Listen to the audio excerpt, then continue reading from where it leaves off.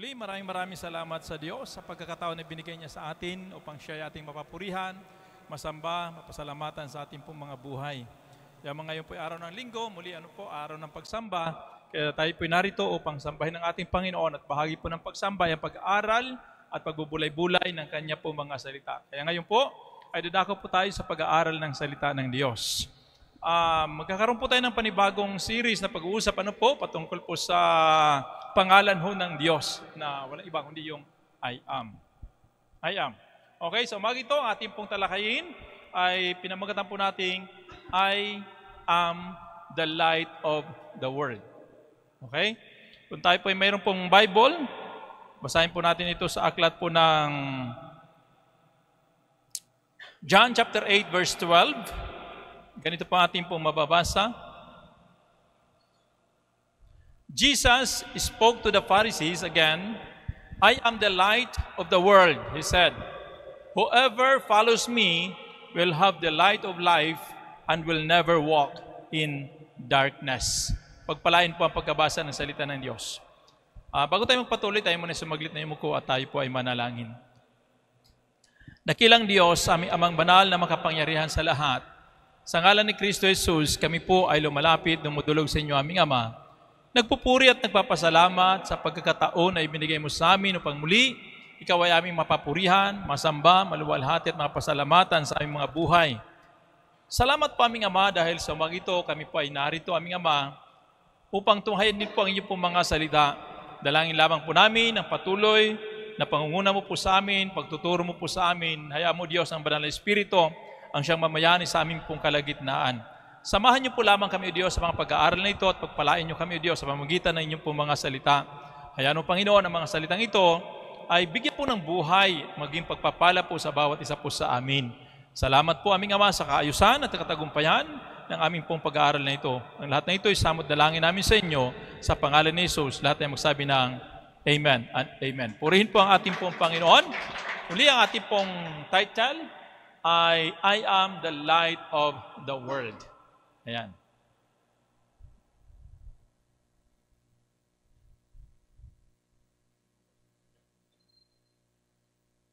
Okay? So, kung ating pong titinan actually mga kapatid po, yung salitang I am, ito yung pangalan ng ating pong Panginoon. Isa sa mga pangalan ng ating pong Panginoon. At ito'y ginamit ho ng Diyos. Upang ipakilala niya kung sino siya doon sa bansang Israel. Kung ating pong titinan, babalikan po ang kasaysayan sa aklat po ng Exodus. Noong si Moises ay lumapit po sa Paraon para palayain po ang bansang Israel. Yan, kaya sabi to, isa ho ito sa mga pangalan ho ng ating pong Panginoon, ng ating Diyos.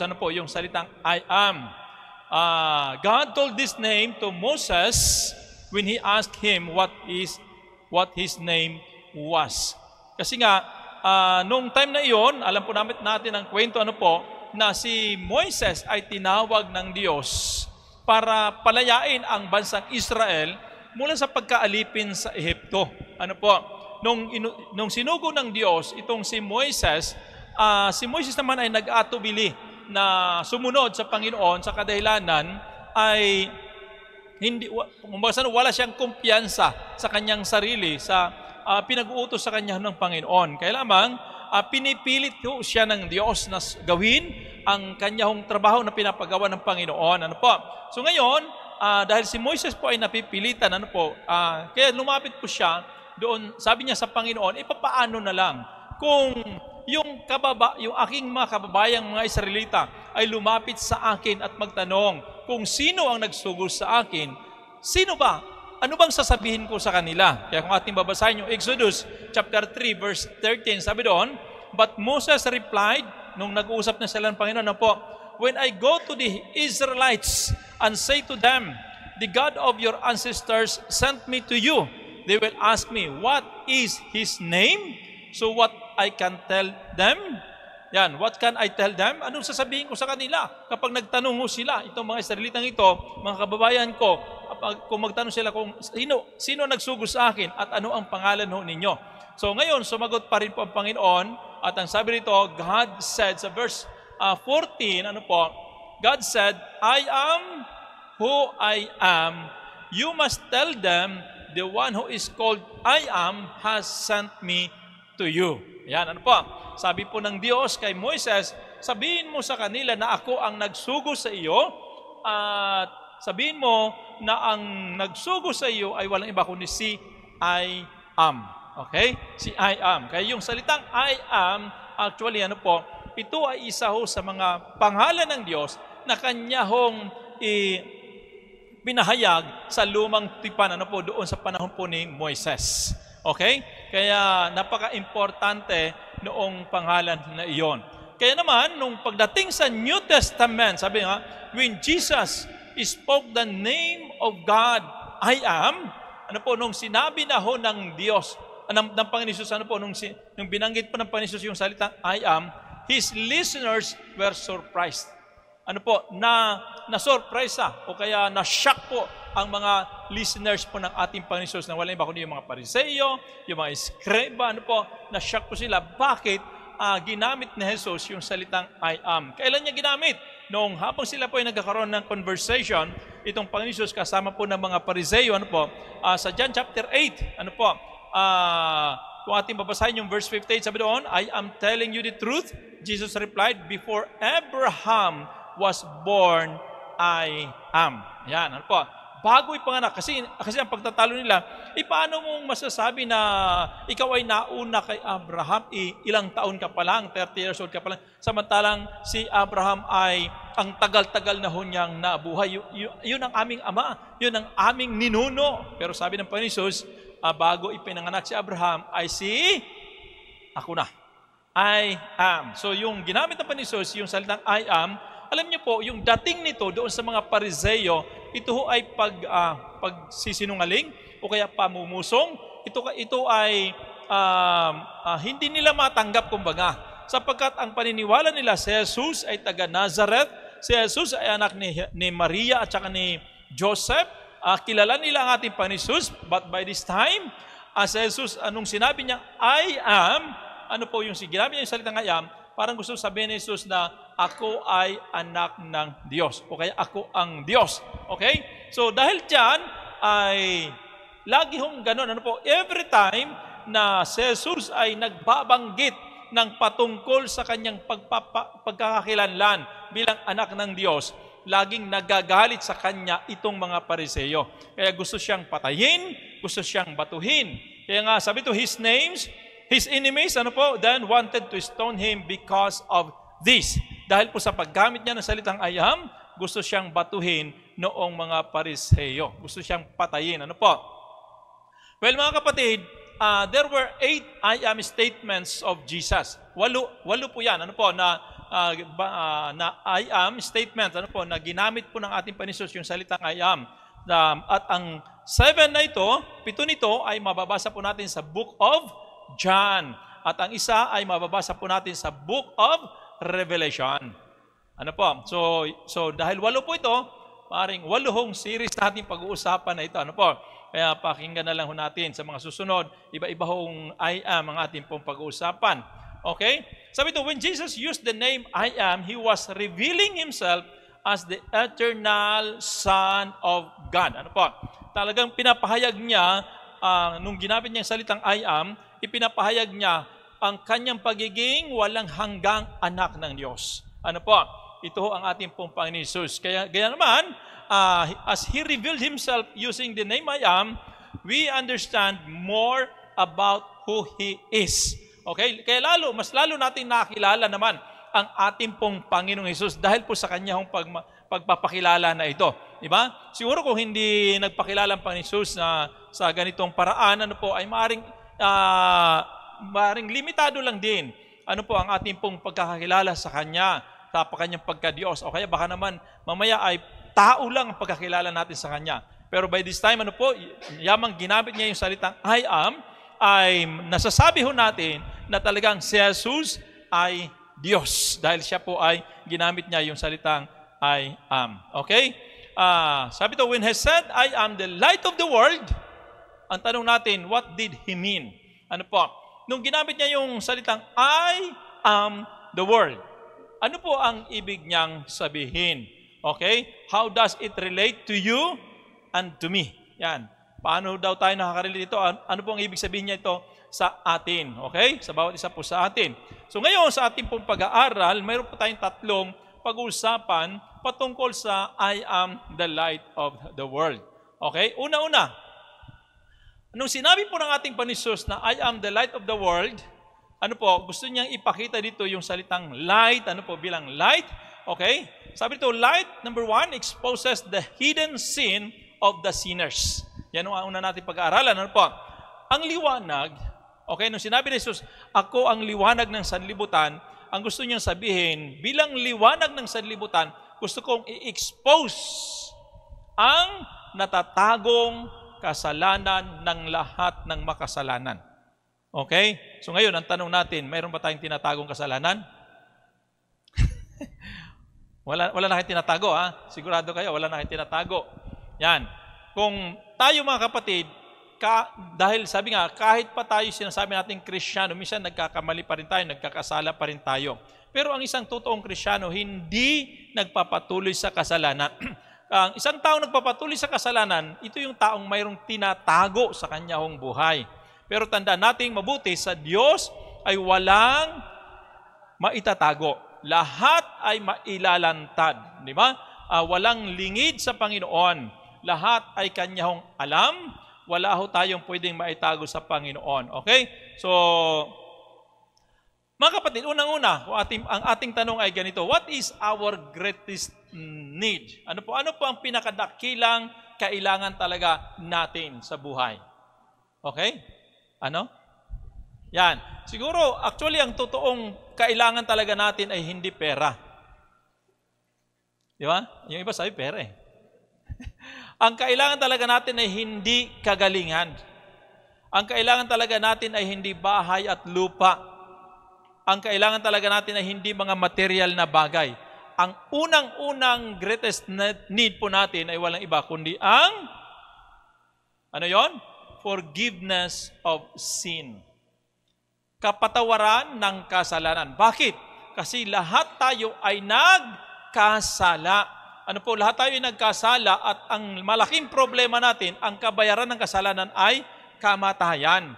Kaya talaga, yun ang pinakaunang-una at pinakadakilang kailangan natin sa buhay, ano po, yung kapatawaran ng kasalanan na ito. Bakit? Kasi nga, ang kasalanan ng tao, ito ay maghahatid sa kanya, magdadala sa kanya patungo sa impyerno. Di ba? Kaya yan talaga pangunahing kailangan natin. Ang problema lang, hindi ito binibigyan ng pansin, hindi binibigyan ng diin ng sinuman o ng maraming tao. Kaya naman, ang tao ay nagpapatuloy sa kasalanan. Di ba? Wala siyang pakialam kung mapapahamak siya, mapupunta siya sa impyerno. Di ba? Minsan ganun ng tao eh. Kaya nga hindi niya alam na kailangan niya pala talaga ang kapatawaran ng kasalanan. Okay? So, pero sa atin, na nakakaalam, alam natin na iyon talaga ang pangunahin na kailangan actually natin. Ano po? Forgiveness of sin. Pangalawa, everyone needs a Savior. Yun ang greatest needs talaga natin. Ano po? Bawat isa sa atin, nangangailangan tayo ng tagapagligtas. Bakit? Walang sinuman sa atin ang may kakayanan na iligtas o nang una ang ating sarili, lalong-lalo na wala tayong kakayanan na iligtas ang ating pong kapwa. Meron ba ditong handang mapapako sa krus para sa kanyang kapatid? Di ba? Napakahirap. Hindi po natin kaya yun.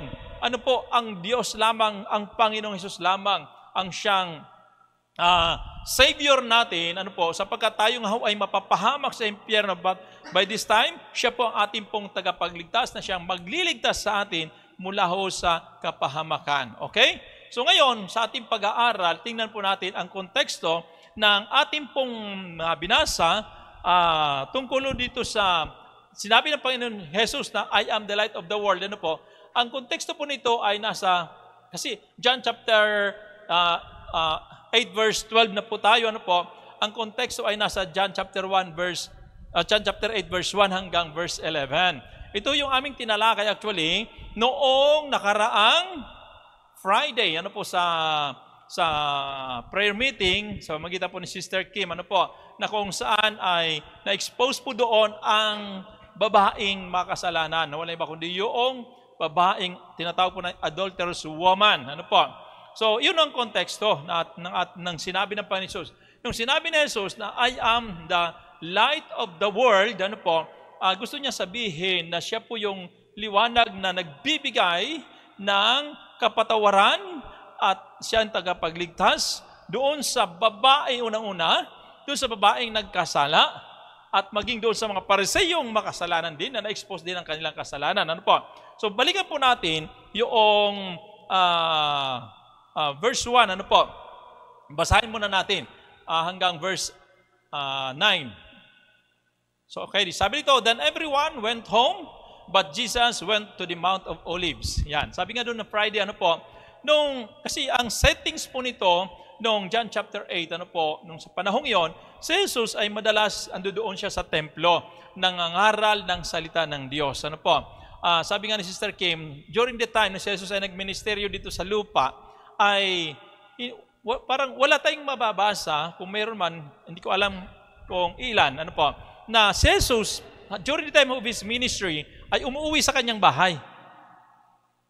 Kung saan siya nagministeryo, kung saan siya abutan ng gabi, doon siya. Minsan, doon lang siya sa Mount of Olives, nagpipray, minsan sa Garden of Gethsemane, minsan nandun sa bahay ni Pedro, di ba? Kung saan siya abutan, doon siya natutulog. Halimbawa, doon sa bahay ni Lazaro at saka ni Marta, di ba? Doon siya minsan tumutuloy. At minsan kaya sabi ng Panginoong Jesus, ano po, nung tinanong siya ng mga alagad, saan kayo nakatira? Sabi ng Panginoon, halika, tingnan mo.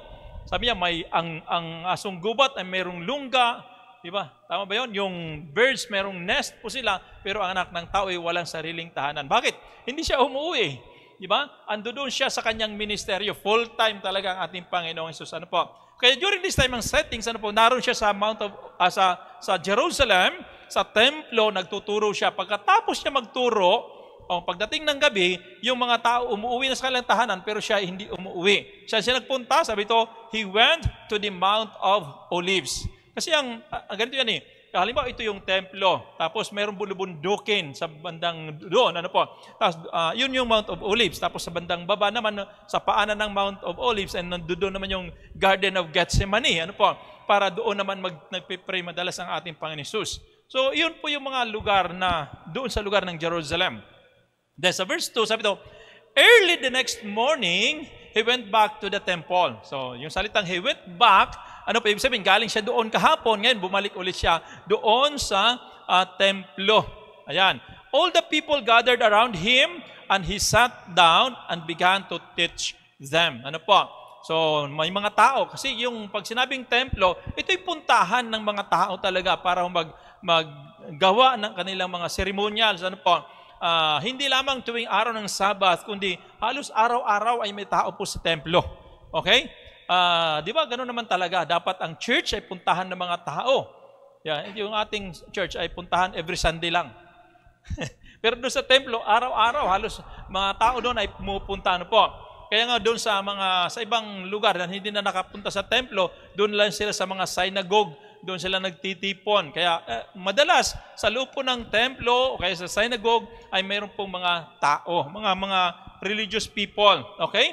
Now, doon sa templo, sabi ito, the teachers of the law and the Pharisees brought in a woman who had been caught committing adultery, and they made her stand before them all. So ito na ngayon ang nangyari. Ano po? Mayroon pong isang babae na nahuli, na nangangalunya, na dinala ho ng mga teachers of the law at saka ng mga Pharisees. Ano po? Dinala nila doon sa templo, ipinakita sa ating pong Panginoong Jesus. Then, sabi sa verse 4, Teacher, they said to Jesus, this woman was caught in the very act of committing adultery. Yung babaeng ito talagang kitang-kita, hayag na hayag, ano po? Siguro talagang hindi nagsara ng kwarto. Nahuli na gumagawa ng kasalanan. Anong kasalanan nila? Adultery. Ano ibig sabihin ng adultery? Pangangalunya po yan.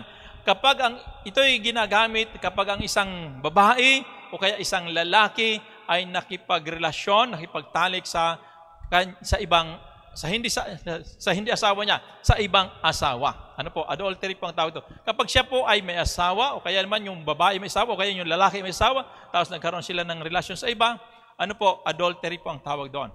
Pag walang asawa, fornication. Ayan po, di ba? Fornication po yon. Ano po? Ang tawag doon. Pero pareha lang ho, kasalanan yon.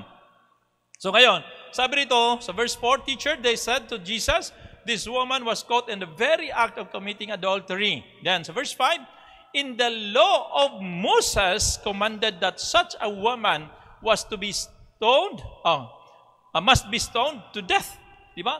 Ayon sa hinihingi ng batas ni Moises, ano po, ang ganitong klase ng babae na nagkasala, ano po, ay kailangang batuhin hanggang sa mamatay.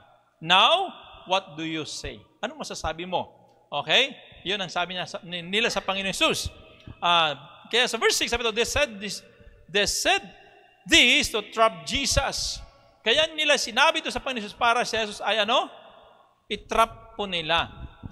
Siluin po nila. So that they could accuse Him. Kasi gusto nila si Jesus ay maparatangan ng kamalian, mapatay ho nila. Ano po? But He bent over and wrote on the ground with His finger. Okay? Namaya titingnan natin. So verse 7, as they stood there asking Him questions, He straightened up and said to them, whichever one of you has committed no sin may throw the first stone at her. Verse 8, then He bent over again and wrote on the ground. When they heard this, they all left one by one, the older ones first. Jesus was left alone with the woman still standing there. Okay, so ano napansin po natin? Ano po? Doon sa kwento, mamaya titingnan na lang natin na po. Kaya pagkatapos ng kwento, then pagdating sa verse 12, sabi ito, verse 12 was told by Jesus because of the previous experience that someone needed a Savior. Sino na kailangan ng tagapagligtas? Yung babae, una-una, yung babaeng makasalanan na nahuli ng adultery. Pangalawa, yung mga Pariseo at the same time, sila rin po ay na-expose kasi ang kanilang kasalanan. Kaya nangailangan din sila ng Savior. Pangatlo, yung mga bystander doon, yung mga marites, ano po? Yung nanonood lang, gusto nila makita, mga spectator, ano po? Sila rin po ay na-expose din po yung kanilahong kasalanan. Kaya nga, sabi rito, nung sinabi ni Jesus na sino man sa inyong walang kasalanan, siya ang unang bumato doon sa babaeng ito. So, na ang lahat ay guilty sapagkat lahat ay makasalanan. Kaya silang lahat ay umalis mula sa pinakamatanda hanggang sa pinakabata. O ibig sabihin, lahat maging kabataan ay talagang guilty of sins. Ano po? Okay? So sabi kaya sa ito, Jesus as the light exposes the sin of all. Thus, all need forgiveness and a Savior. Di ba? Dahil po sa kay Kristo Jesus bilang isang liwanag, ano po, siya po ay, ang ginawa niya, in-expose niya ang kasalanan ng lahat. Ano po? Kaya naman, ang lahat ay nangangailangan ng, una, forgiveness. Pangalawa, Savior. Di ba? Nangangailangan ng forgiveness at saka Savior. So, balikan natin ulit, yung incident. Mabilisan lang. Okay, once again, the woman was caught committing adultery. So, ayun ang kwento. Then, nung dinala doon sa Panginoon Jesus, sabi nga, all eyes were focused on this guilty woman. Nakatingin sa kanila. O ikaw yung taong, nahuling nagkasala. Anong gagawin mo? Anong pakiramdam mo? Talagang tuwang-tuwa ka pa, ha? Alam niyo, sa atin, itong babaeng ito talagang guilty ho siya. Pinagtitinginan ho siya ng mga tao. Ano kaya siya? May sinabi kaya siya? Actually, wala naman sinabi. Siya ay tahimik lamang. Guilty na kasi. Hindi katulad ng marami sa atin minsan, pag tayo nagkakasala, nangangatuwiran pa. Tama ba? Hindi. Tapos yung mabigat nating kasalanan, pinapagaan pa. Oo. Mayroong mga justification. Di ba? Minsan ganun tayo. Para lang makaiwas, para lang makalabas, para lang na huwag maparusahan. Di ba? Huwag lang mapahiya. Di ba? Minsan ay ganun ho tayo bilang tao. Pero tanda nating mabuti, ang forgiveness, ang kapatawaran ng kasalanan, ay laging nagsisimula doon sa pag-amin ng kasalanan. Di ba? Laging doon nagsisimula yon sa pag-amin ng kasalanan. Once na hindi ka umamin at hindi mo talaga inamin niyang totoo na pagkakasala, maring hindi ka rin totoong mapapatawad. Di ba? Kaya nga ho, napaka-importante yung pag-amin. Okay?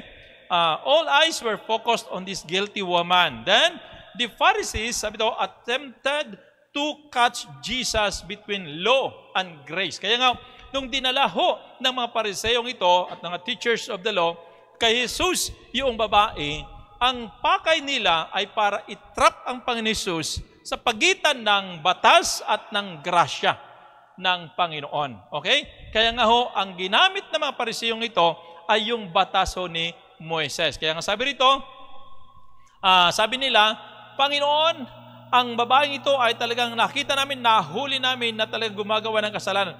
Ayon sa sinasabi at hinihingi ng batas ni Moises, nararapat na batuhin hanggang sa mamatay ang babaeng ito. So ginamit po nila yung batas. Pero ano sabi ng Panginoong Jesus? Sa palagay nyo? Okay.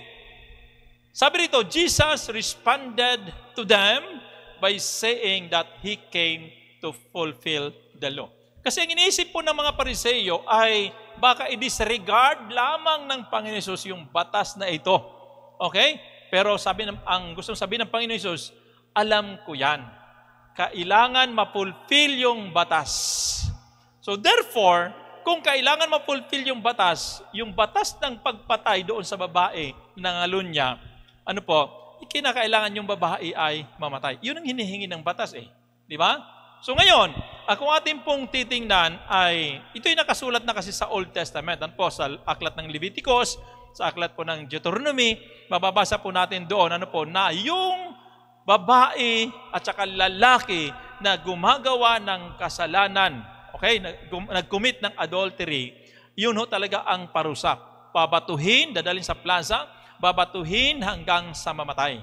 Di ba? Kasi nga, yun ho ang talagang parusa. Kaya nga ho, napaka-importante na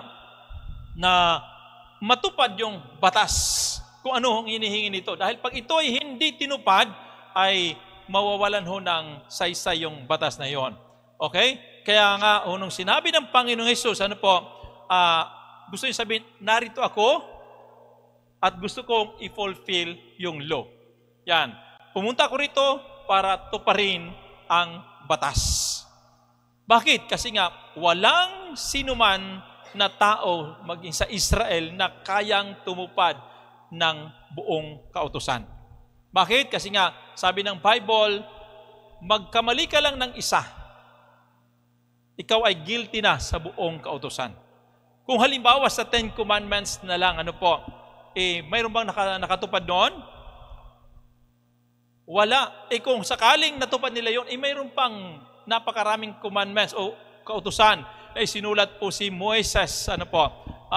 Kung ating pong titingnan, ay halos humigit kumulang sa 600 na commandments na yon, na kautusan na yon. Ano po?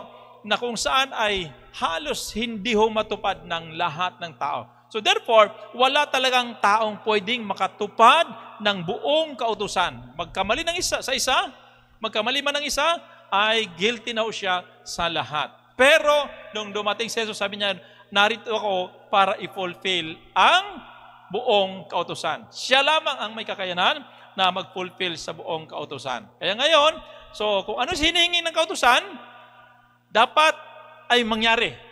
Kung sinasabi ng kautusan ay patayin ang dapat patayin, wala hong atrasan. Kaya para sa Panginoon Jesus, kung iyon ang sinasabi ng kautusan, di gawin. Di ba? Di gawin. Kaya lamang mayroon din pong problema sa kabilang banda. Dahil sa Jesus, hindi lamang batas ni Moises ang dapat sundin, kundi kinakailangan mangyari din po ang biyaya at grasya. Kasi ang dahilan kung bakit si Jesus ay napunta sa lupa, unang-una to fulfill the law, pangalawa, para ho ipakita ho ang biyaya at grasya ho ng Diyos. Pag pinagsama ho yung law at saka grace, napakahirap balansehin po niyan. Di ba? Kaya ngayon, ito ho, napaka lalim ano po ng pagpapasya ng ating Panginoon Jesus. Minsan, hindi ho natin maisip yung wisdom ng ating Panginoon. Ano po? Okay? Kaya nga sabi ito, He was also a friend of a sinner. Ano po? Pero, kung sabi ito, the law demanded death for adultery. Kaya nga ang tanong natin, what would Jesus do? Ano po ang dapat gawin ng Panginoon Jesus? Sundin ang batas o sundin ang grasya ng Diyos? Okay? So ito po ang ginawa ng Panginoon Jesus. Sa halip na siya po ay magpasya, anong ginawa niya? Nanahimik muna siya. Diba? Sabi nga ni Sister Kim, madalas kapag si Jesus ay tinatrap po ng mga Pariseyo, ay mabilis po siyang sumagot ng solusyon. Pero by this time ay hindi siya sumagot kaagad. Nanahimik muna siya. Natulog muna siya. Hindi natulog. Nagpapahinga. Hindi. Si Jesus ay nanahimik muna. Hindi muna siya nagsalita. Bagkus anong ginawa niya? Siya ay yumukod at sabi doon, sumulat sa lapag. Sumulat sa lupa. Ano po? Siguro kung hindi, yung iba kasi parang sa buhangin o kaya lupa, yan, bato. Ano ba talaga? Kung ating titingnan talaga yung konteksto, ano po, yung lugar kasi nila sa Jerusalem ay yung kanilang lupa doon ay adobe. Ano po, mga bato-bato siya. Yon, kaya maring doon siya sumulat. Hindi buhangin Hindi alikabok Maalikabok, hindi po maalikabok Adobe Mga adobe yun nakita niyo ba yon? Kaya nga sila pag gumagawa ng bahay, inuukit nila sa mga bato-bato. Yung adobe kasi yun, yung kanilang lupa doon Di ba? Ayun. So, ang sabi doon, Jesus stooped and wrote on the ground. Yan, maaring siya ay sumulat. Ano kaya ang kanyang isinulat? Actually, nung Friday, marami pong binanggit si Sister Kim, na mga speculation kung ano talaga yung isinulat ng ating Panginoon Jesus. Na marami ho niya kayang binanggit, pero doon sa kanya mabinanggit ay wala ho doon yung aking pong sasabihin. Ano po? Actually, sabi nga ng ibang mga commentaries, maaring ang isinulat po ng Panginoong Jesus ay ganito. The law was written in the stone by the finger of God. Para kay Moises, ang batas ay sinulat sa pamamagitan po ng daliri ng Diyos. Okay? Saan? Sa tablets of stone. Di ba yung Ten Commandments? Ang Diyos ang sumulat doon by the finger of God. Kaya baring, yun din ang gustong sabihin ng Panginoon Jesus. Gusto niya sabihin, ako ang Diyos na sumulat ng batas. Na yan. Yan. Kaya alam ko, kaya ako pumunta rito, para huto pa rin ang batas. Okay? Kaya sabi ito, perhaps Jesus was telling the Pharisees that He was the one who wrote the law for Moses. Okay? Then sabi ito, He was telling them that the law exposed the sins of the people. So sa kanyang pagpapahayag na ito, kasi nanahimik lang siya, nagsulat siya ng ganon, ay paring sa pamagitan ng pagsusulat na yon, na siya nga ang sumulat ng batas, ay gusto niya sabihin, ang batas na yan, siya po ang nag-expose ng kasalanan ng tao. Diba? Kung walang batas, walang kasalanan. Diba? Paano nagkasala si Adan at saka si Eva? Dahil mayroon pong batas. Sabi ng Diyos, huwag kang kumain ng bunga ng punong kahoy na nasa gitna ng halamanan ng Eden. Nung wala pang batas, pwede nilang kainin sana yon. Pero nung sinabi ng Panginoon na huwag mong kainin, doon lang nagkaroon ng batas. So therefore, nung kumain, nagkasala. O di ba? So, si Cain, anong kasalanan ni Cain?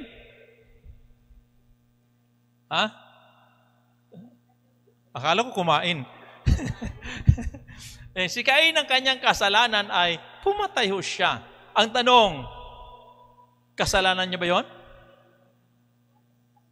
Wala pa hong batas noon Kaya nga actually, ang batas ay ganito, Ang batas sa panahon po ni Moises ay an eye for an eye, a tooth for a tooth. Di ba? Sabi nga noon. Kung ikaw ay pumatay, papatayin ka rin. So dahil si Cain ay pumatay, dapat papatayin din siya. Pero hindi siya pinatay. Bakit? Kasi walang batas. Anong ginawa sa kanya? Pinalayas lang siya doon saan? Sa Garden of Eden. Di ba? Kaya yung batas, siya po yung nag-expose ng sin. Kaya nung dumating yung 10 Commandments, binigay kay Moises, doon ho nalaman ng mga Israelita na kasalanan pala ang kanilang mga pinagagawa. So kung walang batas na nagsasabing, thou shalt not kill, hindi po kasalanan ang pumatay. Kung walang batas na nagsasabing, thou shalt not steal, hindi po kasalanan ang magnakaw. Kung wala yung batas na, thou shalt not commit adultery, hindi po kasalanan ang mangalunya. Kung walang batas na nagsasabing bawal matulog, hindi kasalanan. Sige, tulog lang ho kayo. Di ba? Nang dahil po sa batas ay naroon po, na-expose po yung kasalanan. So ngayon, yung babaeng ito, na-expose yung kanyang kasalanan dahil po sa batas na mayroon ho si Moises. Pero at the same time, maging nung sumulat po ang Panginoong Hesus sa lupa, sumulat po siya, na-expose din, hindi lamang yung kasalanan ng babae, kundi maging yung kasalanan ng mga Pariseyo at mga eskriba. Na-expose din. Kaya ngayon, sabi doon, the Pharisees now were made aware of their sins. Naging aware na sila na sila man din ay makasalanan din. Kaya nung sinabi ng Panginoong Hesus sa kanila, sino man sa inyo ang walang kasalanan, siya ang unang bumato sa babaeng ito. So ibig sabihin, kung ano yung hihingi ng batas, ibibigay ng Panginoon.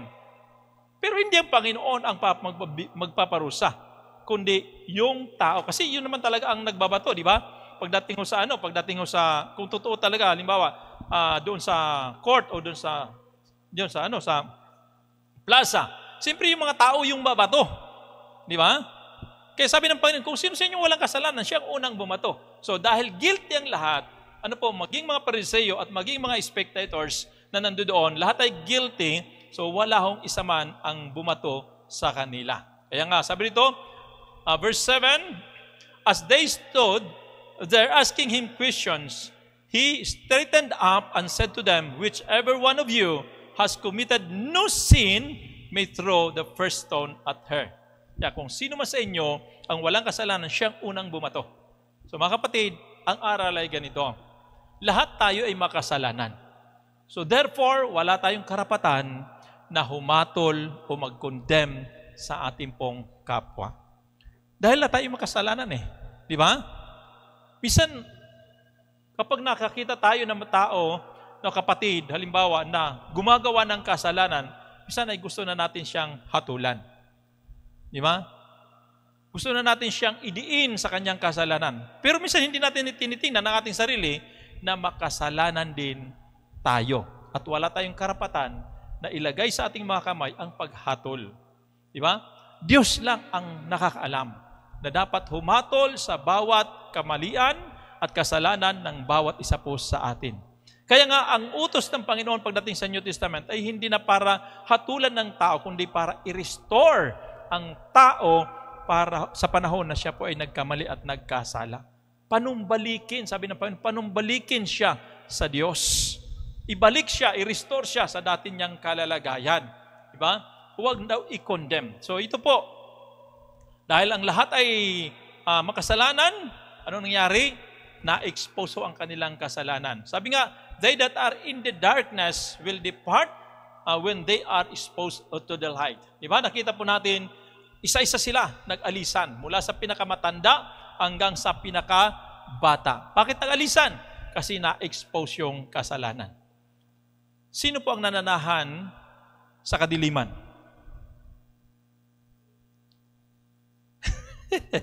Sino ang nananahan sa kadiliman? Siyempre, yung mga makasalanan. Nakakita na ba kayo minsan na pag mayroon pong nakatago, nakatakip na tapos pag binuksan nyo, napakaraming ipis. O, di ba? Pag binuksan nyo anong ginagawa ng mga ipis? Nagtatakbuhan. Kasi sila po ay na ayaw nilang ma-expose sa liwanag. Di ba? Gusto nila manahan sa dilim. Yan yung mga ipis. Di ba? So, ganun po yung mga hindi lamang sila, halos lahat ng mga insekto, karamihan sa kanila, nananahan, naninirahan sa madilim na lugar, na kapag sila po ay nailawan, nagtatakbuhan. Sila ho ay halimbawa ng mga taong makasalanan. Sino ho ang gustong-gusto na sa dilim? Sinong gusto sa dilim? Yung mga gumagawa ng kasalanan. Kaya bihira lang ho yung nagde-date sa sa ilalim ng buwan. Liwanag ng buwan. Kadalasan nandoon sa ilalim, sa lilim ng puno, sa madilim na lugar, di ba? Kasi ayaw nilang ma-expose yung kanilang mga ginagawa. Di ba? Lahat naman tayo guilty dyan yung iba pala, hindi pa. Hindi pa nakipag-date sa dilim. Well, mga kapatid, sabi nga, yung mga namumuhay sa kadiliman ay hindi pwedeng tumagal doon sa liwanag kasi ma-expose talaga ang kanila pong buhay. Ganyan ang nangyari doon sa mga Pariseo, sa mga tao, yung mga spectators na nandoon, sila ay hindi nakatagal doon sa liwanag kasi si Jesus yung liwanag mismo, I am the light of the world. So therefore, sabi niya, na-expose yung kasalanan ninyo, kaya hindi ka talaga kayo makakatagal sa akin hanggat hindi kayo tumanggap sa akin. Parang gusto sabihin ng Panginoon hanggat wala ka kay Kristo Jesus, hindi ka talaga makakatagal sa liwanag. Di ba? Kaya ganun nga ang nangyayari. Kapag ang isang tao ay makasalanan, hindi siya makakatagal sa loob po ng simbahan. Di ba? Kaya ayaw magsimba. Hindi talaga makakatagal. Di ba? Nakakita na ba kayo ng tao na Ako minsan mayroon akong nakikita ng tao Meron kami dating dinalang isang babaeng demon possessed. Demon possessed siya, babae. Taga roon sa lugar namin Dinala namin sa isang pagtitipon. Alam niyo po, habang wala pa yung guest speaker, dinala namin sa isang church. Pagdating doon, ayaw pumasok sa simbahan. Doon lang siya sa labas, gala-gala sa labas. Pinapasok, ayaw. At ang tanong namin, ba't tayo pumasok? Mainit, nainitan ako. Hindi siya makatagal. Ayun, kaya nga yung babaeng yon na ayaw niya ma-expose yung kanyang buhay sa Panginoon, sa gawain ng Diyos. Kaya ganun minsan ang nangyayari po sa buhay ng isang tao. Pag unbeliever, hindi talaga makakatagal sa loob po ng church. Di ba? Pag unbeliever. So ang nakakatagal lang yung mga totoong mananampalataya. Tingnan mo yung katabi. Pag mawala yan mamaya. Yan, okay? So, sinasabi po natin that light exposes the sin, the hidden sin, Maging po yung mga nakatagong kasalanan, the hidden sin of the sinners. Talagang in-expose po yan ng liwanag. Kaya kung si Kristo Jesus ang liwanag, lahat ng kasalanan na kahit paano pa natin itago-tago yan, ma-expose at ma-expose talaga yan. Dahil tayo po ay, dahil sa ating Panginoon Jesus. Okay? Kaya ngayon ay nasa liwanag na po tayo.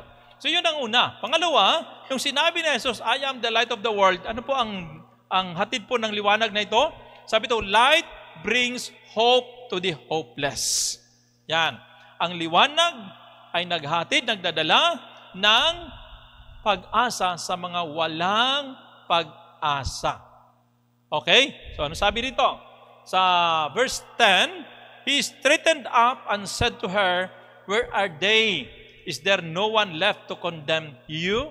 Yan. So mula din sa talatang ito, ano pong sinasabi po ng Panginoon Jesus? According to the law, the woman was guilty and had no hope. At talagang wala na siyang pag-asa kasi iyon ang hinihingi ng batas Patayin siya. Di ba? Ayon sa batas, patayin siya. Halos lahat ng mga nahuhuling na gumagawa ng adultery sa Old Testament, pag talagang mahuli, sigurado yan, patay talaga. Patay talaga. Papatayin. Kasi yun ang sinasabi po ng Panginoon na alisin sila sa bayan ng Israel, yung mga makasalanan na yan. Kaya pag nagkasalang isa, hindi lamang siya minsan ang talagang tinatanggal sa Israel, kundi buong pamilya po nila. Ayan.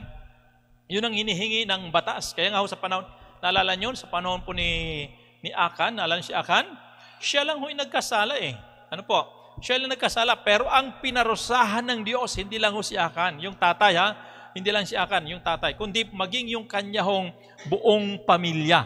Nanay, pati yung mga anak, ay lahat sila ay pinarusahan, sinunog. Kaya kawawa. Di ba? Yun ang hinihingi ng batas. Alisin sa bayang Israel ang kasalanan. Kaya kapag mayroong isang nagkasala sa kanilang kababayan, buong pamilya ay kanilang parurusahan.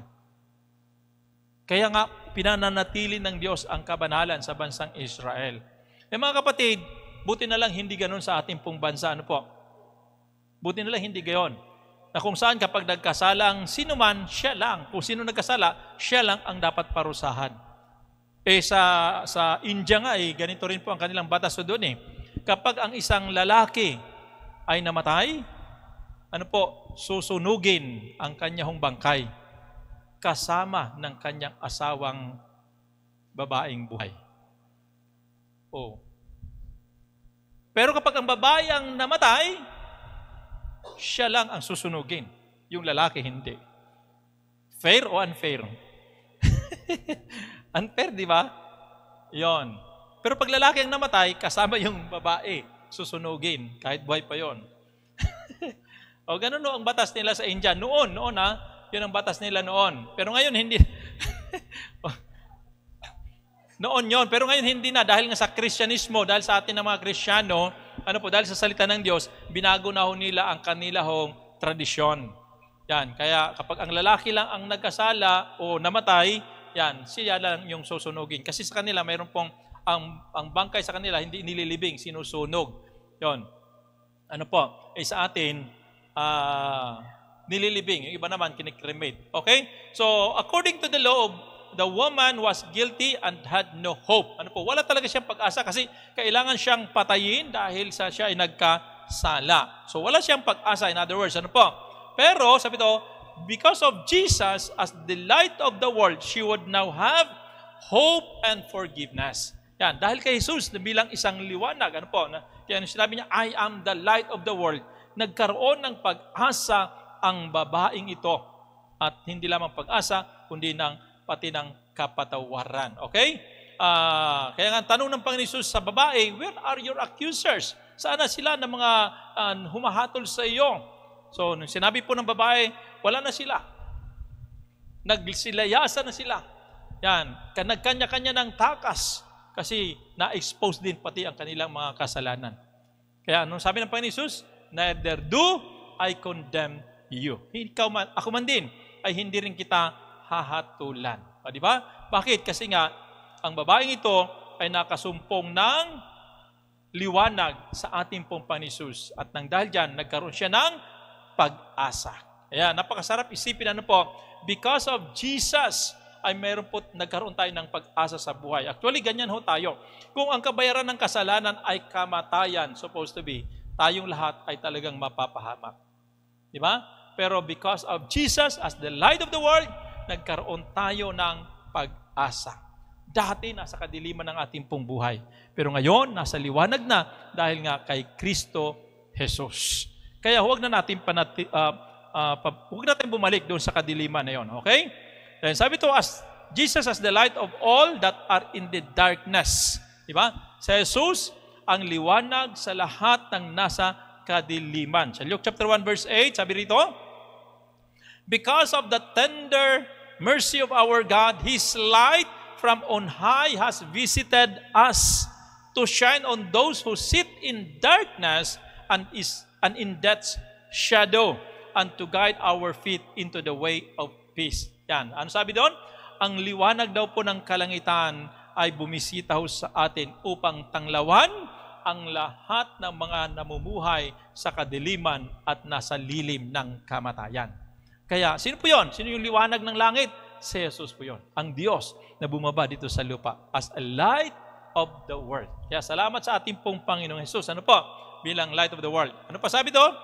Jesus as the light of the world, He is the light for the Gentiles. Kaya sabi sa verse 32 ng Luke chapter 2, a light to lighten the Gentiles and the glory of thy people Israel. Di ba? Si Jesus ang liwanag para sa mga hintil na katulad po natin.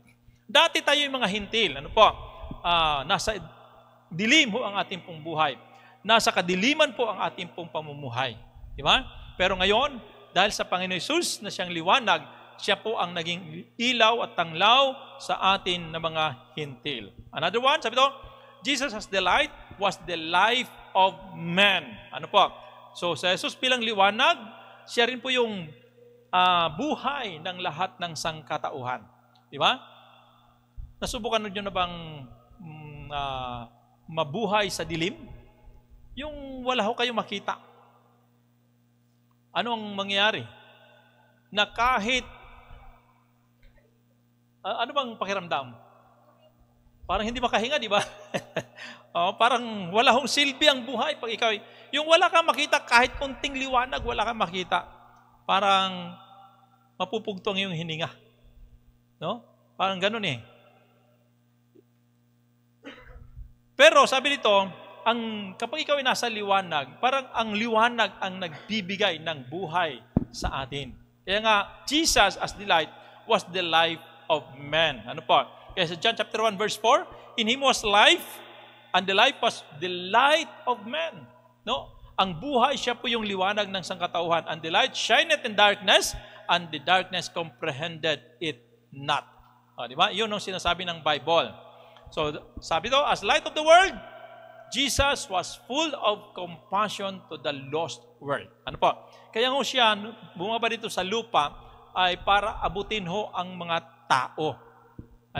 Na mga makasalanan. Kaya nga, ang Panginoong Hesus, siya po yung liwanag na nagkaroon ng passion, nagkaroon ng pagmamahal sa buong sanlibutan. Kaya nga ho, actually, kung atin pong titindan yung salitang world, it appears 77 times in John's Gospel. Sa Book of John lang po yun, binabanggit po, 77 times po binanggit po yung salitang world. At sabi to, but it was also summed up in John 3:16. Yung mga salitang world na yon, ito po ay summarize doon sa John 3:16. Ano sabi sa John 3:16? For God so loved the world. Anong world doon? Tumutukoy sa mga taong makasalanan na nasa ilalim po ng pamumuhay sa kadiliman. Minahal ng Diyos ang tao na makasalanan, ang tao na nasa bubuhay sa kadiliman. Okay? So, kaya nagkaroon ho tayo ng pag-asa. Sabi rito, the adulterous woman deserved death but she received life.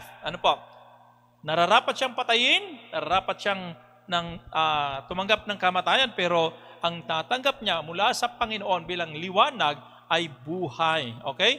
She deserved to be condemned, but she received pardon. Diba? Yun ang kagandahan sa ating pong Panginoon. Because of Jesus, sabi nga, as the light of the world, we receive hope. Sabihin po natin sa ating katabi, we receive hope. Yan. Tumanggap tayo ng pag-asa mula sa ating pong Panginoon Hesus. As light of the world, sabi ng Panginoon, I am the light of the world. Ang ibig sabihin ng light, sabi nga, it brings hope to the hopeless. Okay? So, pangatlo, sa ating pag-aaral, anong sinabi ng Panginoon Jesus, I am the light of the world, ano po ang gusto niya sabihin? Sabi ito, light, insist, holiness to those who are delivered. Yan. So, kabanalan naman ho ang ipinapakita. Kaya pagdating ho doon sa John chapter 8, verse 11, karugtong nung ating pong binasa, nung sinabi po ng Panginoon Jesus, nasaan sila? Hindi ka ba nila hinatulan? Then sabi sa verse 11, no one, sir. She replied. Then Jesus said, I don't condemn you either. Tapos sabi doon, go home and from now on, do not sin anymore. Okay, sabihin po natin sa ating katabi, from now on, do not sin anymore. Huwag niyong sabihin yung go home, baka umuwi na. Hindi pa tayo tapos. Sabi doon, from now on, do not sin anymore. Di ba? Mula ngayon, huwag ka nang gumawa ng kasalanan. Ano po gusto sabihin po ng Panginoon? Nung sinabi niya, from now on, do not sin anymore. Ibig sabihin ay, huwag ka nang gumawa ng kasalanan, panatilihin mo na yung kabanalan. Okay? Kaya sabi doon, they that are delivered should not sin anymore. Napalaya na po ba tayo? Yan, mga kapatid, pinalaya na tayo ng ating Panginoon. Saan? Mula ho sa kasalanan. Mula ho sa pagkabihag ng kasalanan. Ano po? Ngayon, malaya na tayo. Kaya ang sabi ng Panginoon, do not sin anymore. Okay? Huwag ka na muling magkasala. Then sabi to, they that are delivered should not walk in darkness anymore. Sabihin po natin, do not walk in darkness anymore. Yan. Yan. Kung ikaw ay napalaya na, tayo ay napalaya na, huwag na tayong lumakad o mamuhay sa kadiliman. Yan. Mayroon ba taong naligo tapos babalik ho siya muli sa putik? Kung mayroon man, hindi tao yon, baboy yon. Di ba ang baboy? Kahit paliguan mo, shampoohan mo, yan, pagbintawan mo, babalik ho doon sa putik. Kasi nga yun ang kanyang buhay. Pero tayo hindi ganon.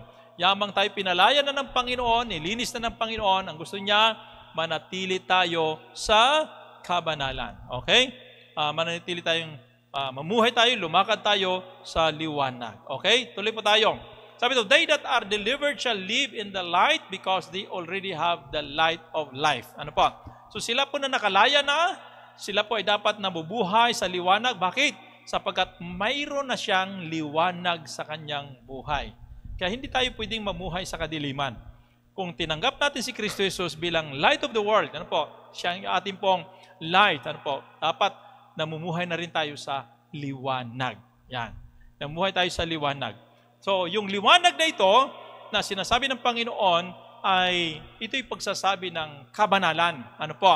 Kaya nga ho, pag sinabi niyang, mamuhay kayo sa liwanag, ibig sabihin niya, mamuhay kayo ng mayroong kabanalan. Okay? Kaya nga, sabi ng Bible, be holy as God is holy. Okay? Okay, God is holy. Sa 1 Peter chapter 1 verse 15, basahin po natin. Sabi to, instead, be holy in every aspect of your life, just as the one who called you is holy. For it is written, you must be holy because I am holy. Yan, kaya dapat kayo magpakabanal sapagkat ako, sabi ng Panginoong Jesus, ano po, ay banal. So kung ang Diyos ay banal, ini-insist niya sa atin na magpakabanal din po tayo. Okay? So, sabi to, salvation is only the beginning of life in the light. Take note yung pagkaligtas ho natin, ito'y pasimula lamang ng ating buhay na nasa liwanag. So, kaya hindi talaga pwede na pagkatapos mong maliwanagan, babalik ka sa kadiliman. Kasi ligtas ka na, kailangan tumuloy ka sa iyong pamumuhay na nasa liwanag. Amen ba yun? Yun. Kaya yung salvation natin, it is the beginning. Kasi pasimula lamang po yun ng ating buhay na nasa liwanag. Kaya nga sabi sa verse, basahin natin, Ephesians chapter 2, verse 10. For we are God's masterpiece, created in Christ Jesus to perform good actions or good works that God prepared long ago to be our way of life. Okay?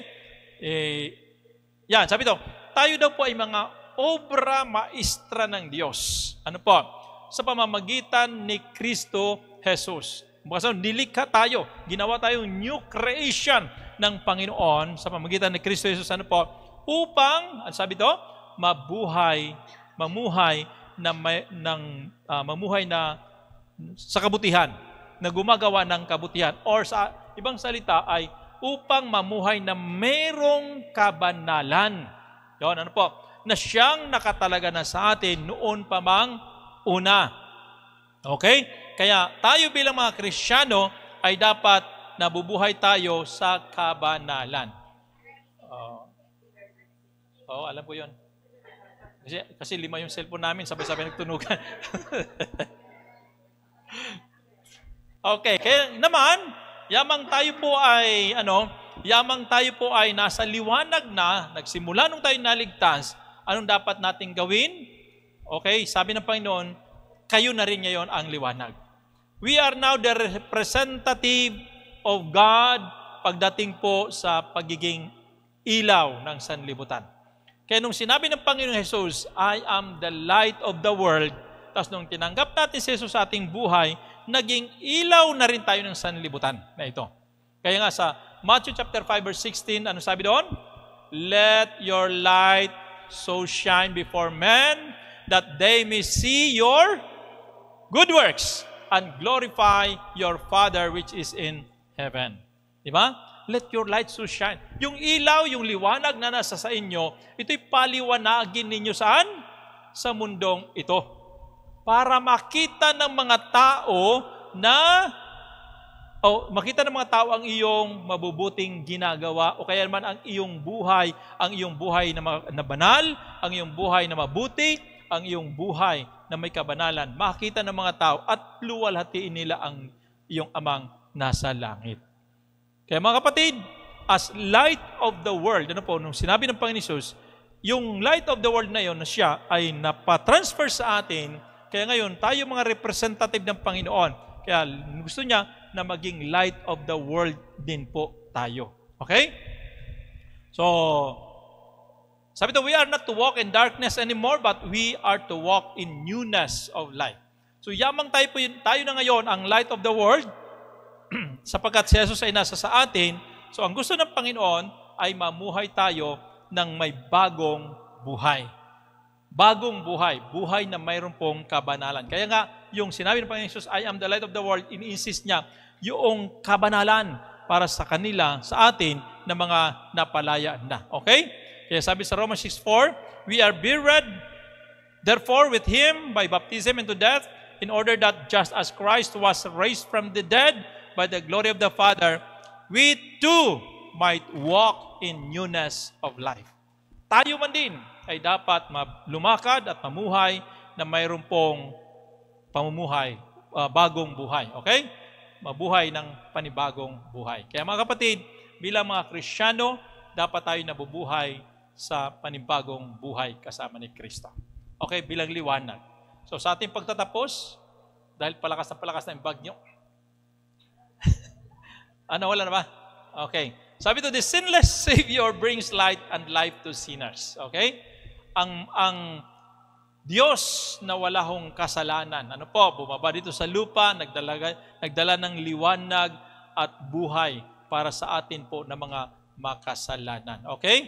As Jesus is the light of the world, we also became the light of the world because of Him. Kaya sabi ng Bible, sa Matthew 5:14, you are, sabihin po natin sa ating katabi, you are the light of the world.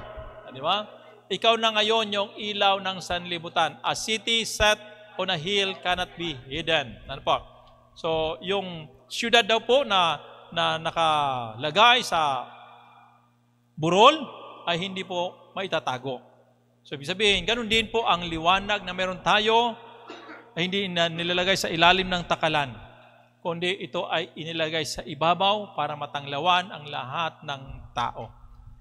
At tandaan po natin bilang ilaw ng sanlibutan, ano po ang nangyayari kapag tayo po ay nagliliwanag? Una, na-expose po yung kasalanan ng maraming tao.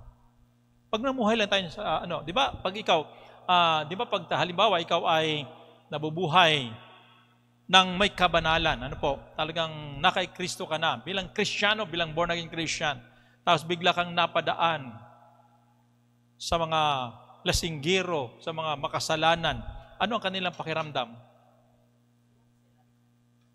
Di ba? Parang umiiwas sila sa iyo, o kaya parang nahihiya sila sa iyo. Yan. Parang ang tingin nila ay banal ka, sila ay makasalanan. Yan. O kaya naman, kung nasa ilalim ng persecution, kakantsawan ka nila. Pero kung wala ka na sa persecution, sila po, pag na-expose yung kanilang kasalanan, sila po ang lumalayo sa iyo. Okay? So, kaya nga, we are the light of the world. Okay? So, na-expose ang kasalanan. Pangalawa, anong bilang light of the world? Yan, ang liwanag ay nagbibigay ng pag-asa sa mga walang pag-asa. Kaya tayo as Christian, nagkaroon tayo ng pag-asa sa buhay. Dati, kapahamakan ng ating patutunguhan. Kaparusahan, condemnation. Pero now, iba na. Kaya nga sabi ng Bible, there is now no condemnation to those who are in Christ Jesus. Wala nang kahatulan para sa atin. At ang panghuli, ang liwanag ay nag-i-insist po sa atin na mamuhay na mayroon pong kabanalan. Bakit? Kasi ang Diyos ay banal, kaya gusto niya na manatili tayong banal. Okay? Sabi to, we can now live a life full of light because of Jesus. Amen ba yun? So, pwede na tayo mabuhay na mayroon pong kabanalan, punong-puno ng liwanag sa ating buhay dahil sa ating pong Panisos. Tayo, palakpakan natin ang Panginoon sa oras na ito. Tayong lahat ay magsitayo at muli ay parangalan natin ang Panginoon bilang ating Diyos na nagmahal sa atin sa kabila ng lahat, na bagamat tayo po ay mga makasalanan, ang Panginoon ay nag-alay ng kanyang buhay, tinanglawan niya tayo, binigyan tayo ng liwanag upang mabuhay tayo sa kaliwanagan.